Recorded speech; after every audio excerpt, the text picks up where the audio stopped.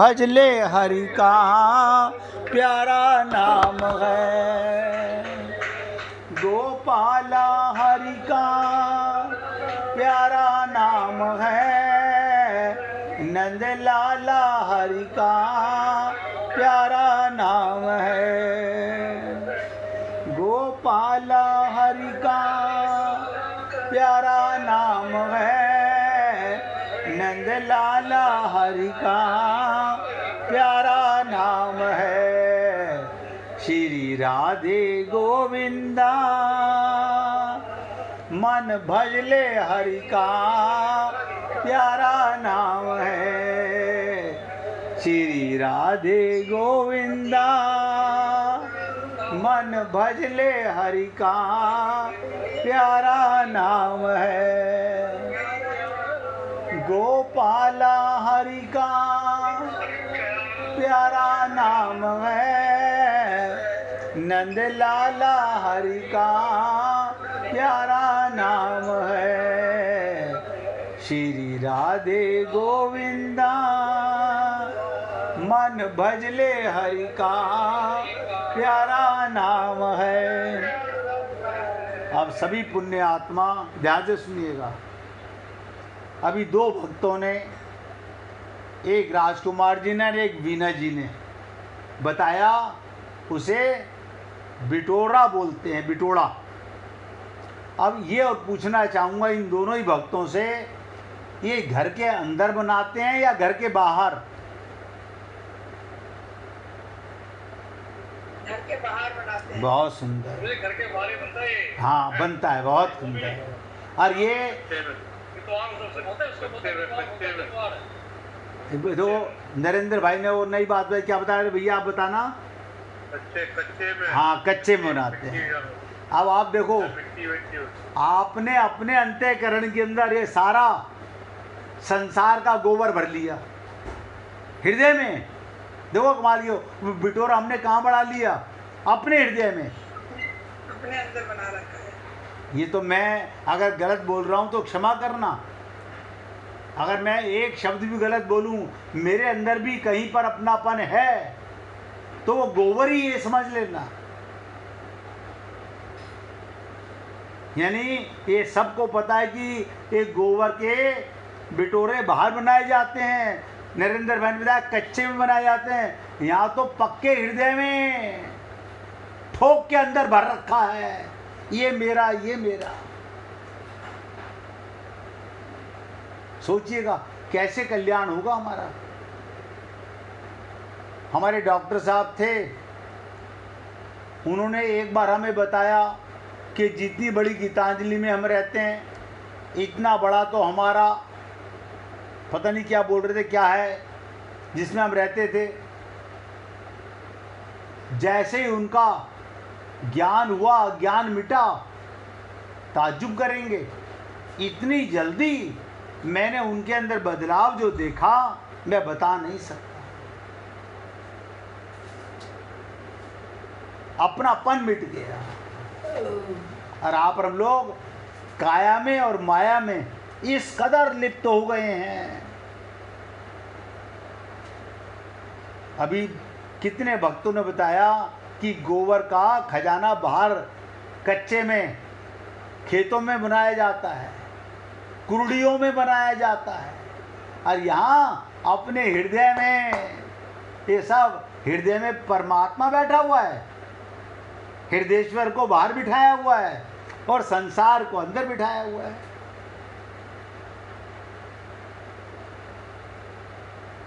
अब इससे आगे और चर्चा करेंगे। मैंने कहा था ये कल जब श्लोक चालू हुआ, ये श्लोक इतनी आसानी से खत्म नहीं होगा। हमारा कल्याण का मार्ग बता के खत्म होगा।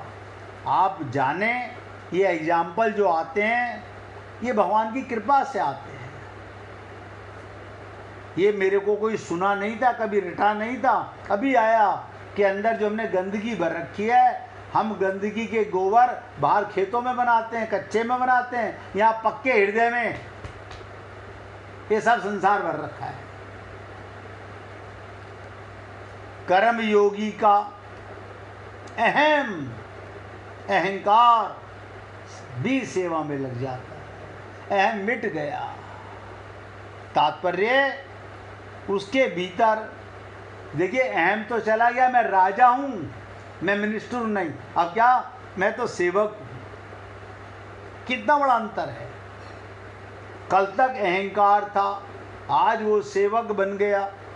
ये भाव भी नहीं रहता। ये भाव तो मनुष्य को सेवक बने के अभिमान से बांधता है।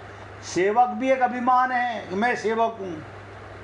सेवक बने का अभिमान तभी होता है जब सेवा की सामग्री के साथ अपनापन होता है।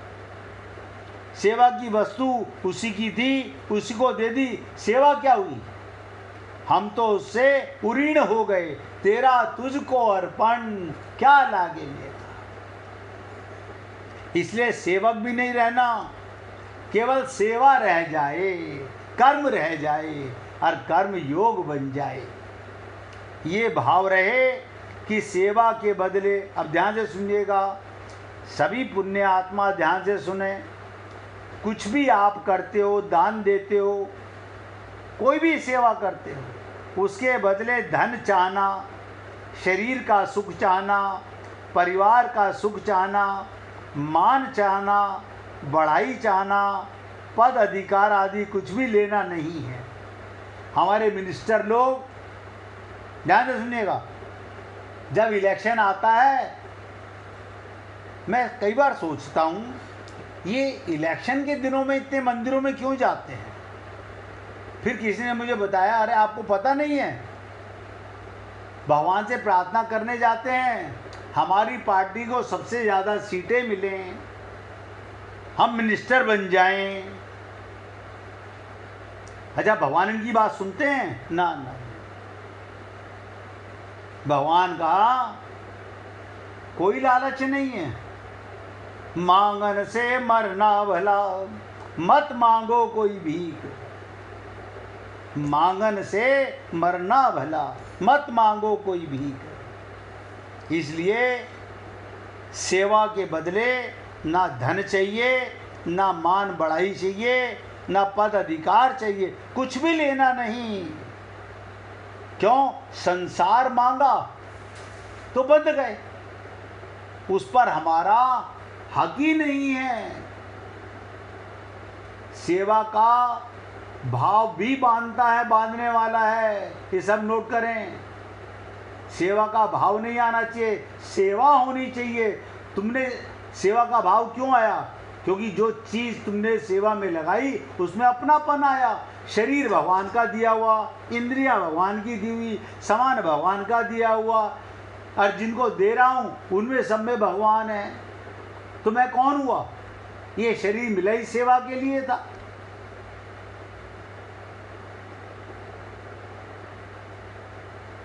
वरना क्या होता है, जिसने अपने को सेवक माना तो कहता है लोग मेरे को सेवक कहें, ऐसा भाव भी ना रहे, और यदि वो कहें उसमें राजी भी ना हो। इस प्रकार संसार की वस्तुओं को संसार की सेवा में सर्वदा लगा देने से अंतःकरण में एक प्रसन्नता और परमात्मा की अनुभूति होने लगेगी। उस प्रसन्नता का भी भोग ना किया जाए तो स्वतः सिद्ध असंगता का अनुभव हो जाता है। हम लोग भंडारा करके बहुत प्रसन्न हैं, हमने भजन संध्या की थी, आज ये किया था, हमारा मन बहुत प्रसन्न है, तो पाप आ गया। असंग आत्मा का इनसे कोई संग नहीं है। इसे भगवान कहते हैं मुक्तस्य। गीता में कहा भगवान ने, गत संगस्य मुक्तस्य। अभी सोचिएगा, अभी तो दूसरे शब्द की चर्चा चल रही है। श्लोक के पहले शब्द की चर्चा अभी समाप्त हुई है, दूसरा शब्द आता है मुक्तस्य, जो मुक्त हो गया। अब आप और हम लोग भगवान को तो झूठ बोल ही नहीं सकते, अपने आप को भी कैसे झूठ बोलोगे? हम फंसे हुए हैं कि मुक्त हो गए हैं? जो अपने स्वरूप से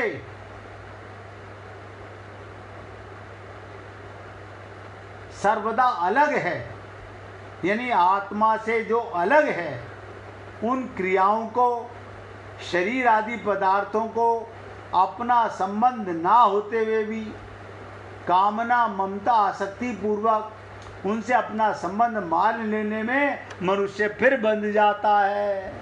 हमारी कोख से पैदा हुआ है, ऐसे कैसे हो सकता है कि ममता ना हो? आत्मा की कोख से पैदा हुआ है। आत्मा आत्मा बनाती है क्या? शरीर तो तुम्हें मिला हुआ है, शरीर तो तुम हो नहीं, शरीर तुम हो नहीं। हमने इसलिए कहा शरीर और इससे मिली हुई जो भी वस्तु हैं वो आपकी नहीं है। इसलिए कहा मुक्तस्य, बहुत इंपॉर्टेंट शब्द है, जो अपने स्वरूप से यानी आत्मा से अलग, सर्वदा अलग। कौन नहीं है अलग मेरे से? परमात्मा। मैं परमात्मा को नहीं छोड़ सकता, परमात्मा मुझे नहीं छोड़ सकते। जहां तुम्हारा मन अपने स्वरूप से अलग प्रकृति में, संसार में कहीं भी लगा, भगवान के और आपके बीच में पर्दा गिर गया, माया का पर्दा आ गया, बस हो गया बंटाधार।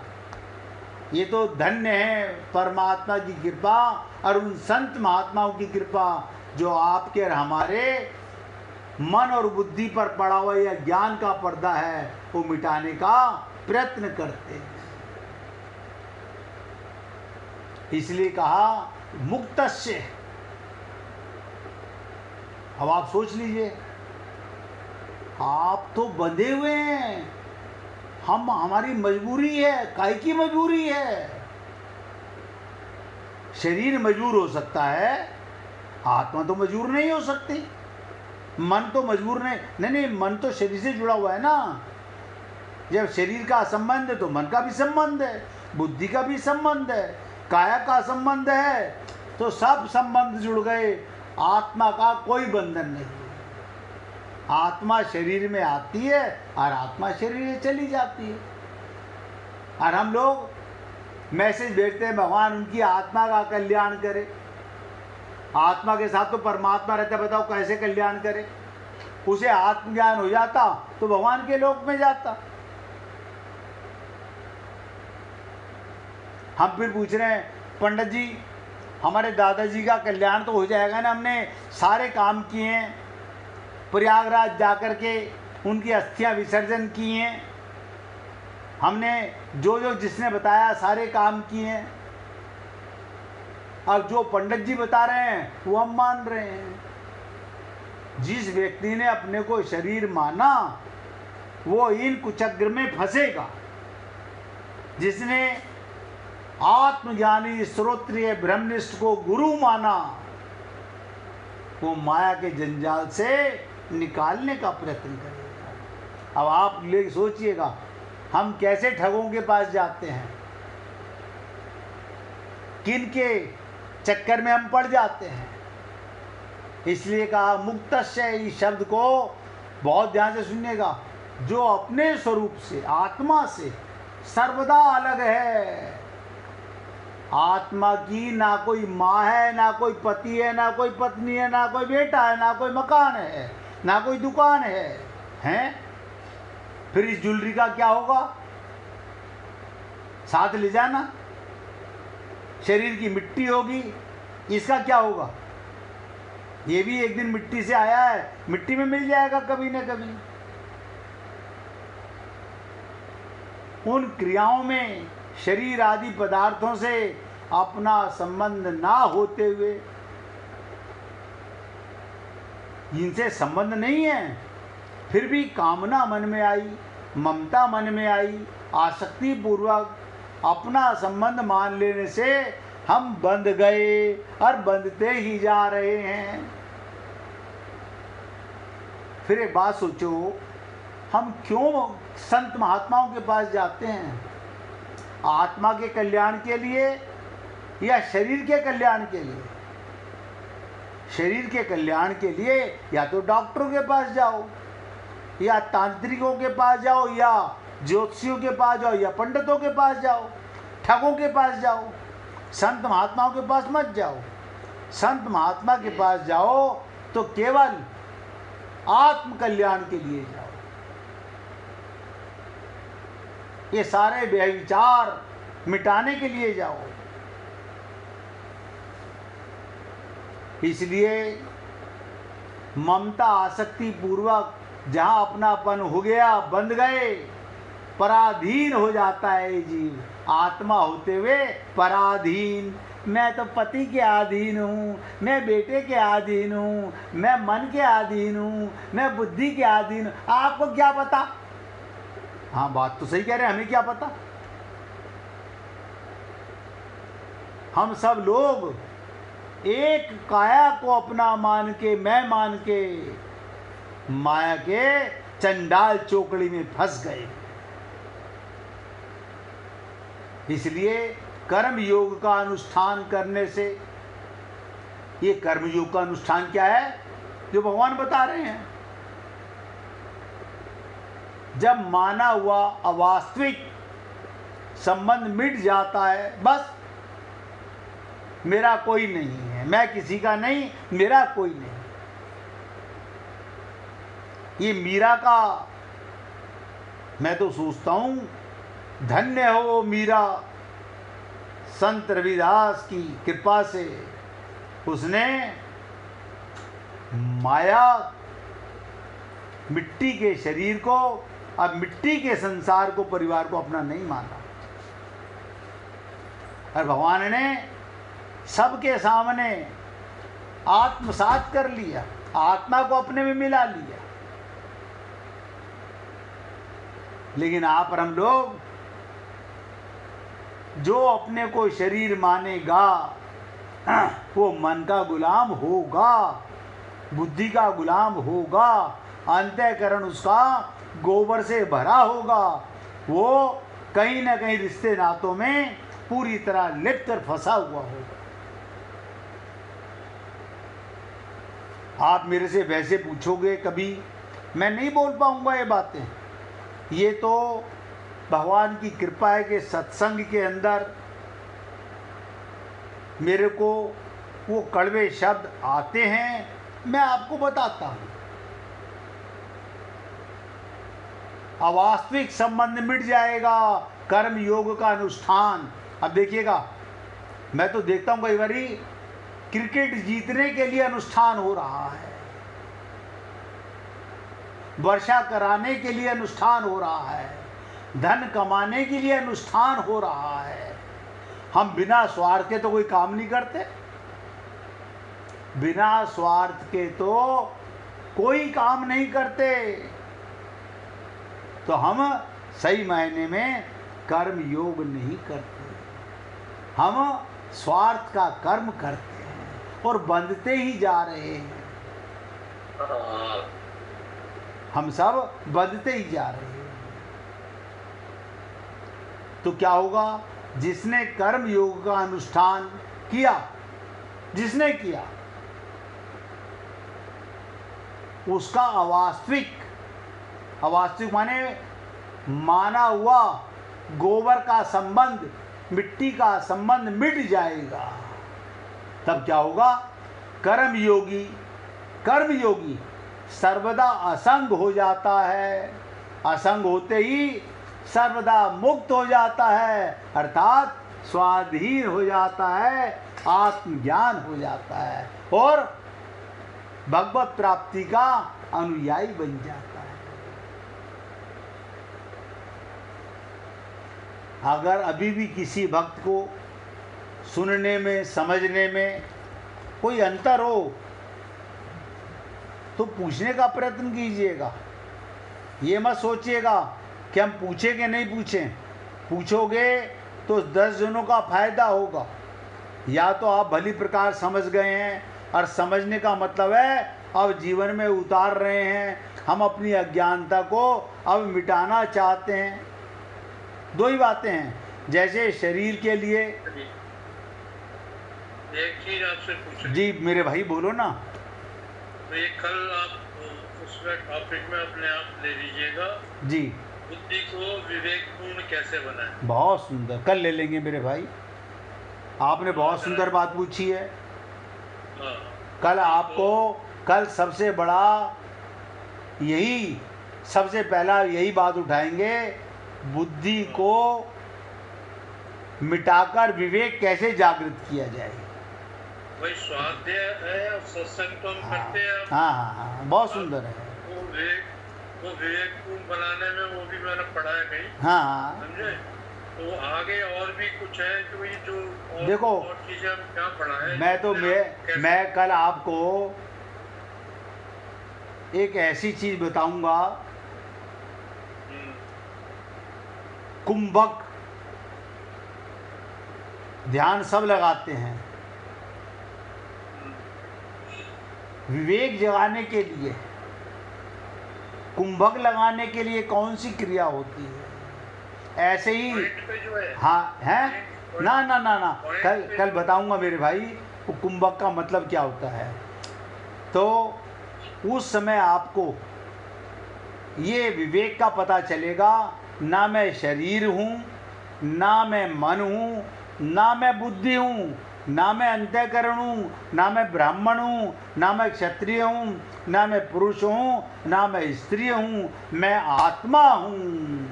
ये विवेक की जागृति हो गई। बस ध्यान लगने लगा परमात्मा के साथ। विवेक को बन जाने से हाँ, तो होता है कि वह असर मतलब और चीजों का कुछ नहीं होता, आदमी शांत रहता है। वो कोई बात नहीं भैया, कल आपने मौका दिया है हमारे को, कल आपको इस चीज़ पर गूढ़ चर्चा करेंगे, गूढ़ तत्व, क्योंकि कई बार ये चर्चा तो सुनी कि बिनु सत्संग विवेक ना हुई और बिनु विवेक हरि कृपा ना हुई। अब जैसे आपने कहा सत्संग तो हम सुन ही रहे हैं, लेकिन सुमिरन भी कर रहे हैं सब बहुत अच्छी बात है, बहुत अच्छी बात है। विवेक का मतलब क्या है?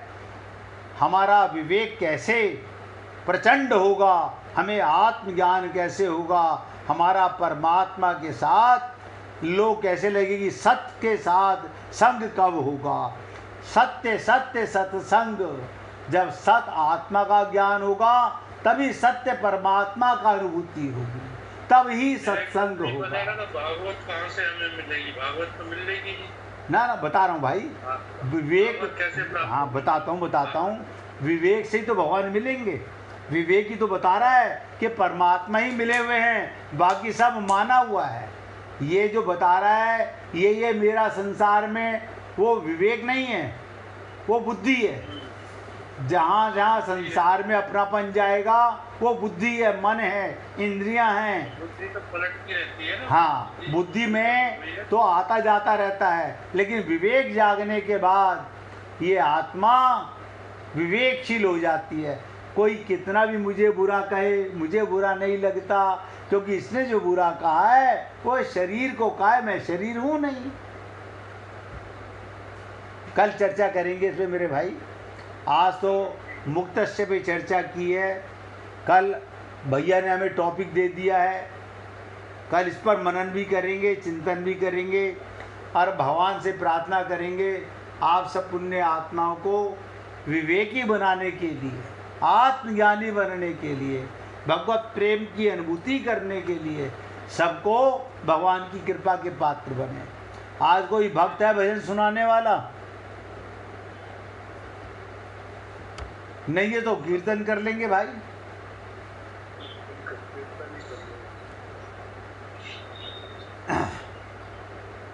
श्रीमन्नारायण नारायण नारायण। वीरा जी सुनाना चाह रही है लगता है, यहाँ से सुनाना नहीं चाह रही। श्रीमन्नारायण नारायण नारायण, भज मन नारायण नारायण नारायण, भज मन नारायण नारायण नारायण। श्रीमन्नारायण नारायण नारायण, श्रीमन्नारायण नारायण नारायण भज मन नारायण नारायण नारायण भज मन नारायण नारायण नारायण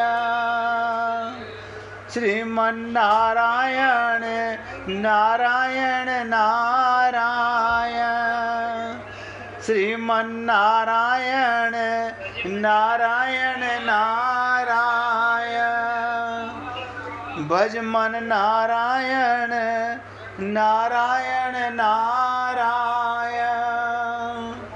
भज मन नारायण नारायण नारायण बोलिए वृंदावन बिहारी लाल की जय जय श्री राधे जय जय श्री राधे बोलिए लाल जी का मंगल हो सभी भक्तों का मंगल हो सबको राधे राधे भैया सबको राधे राधे भाई राधे राधे सबको राधे राधे भैया राधे राधे राधे राधे राधे राधे जी राधे राधे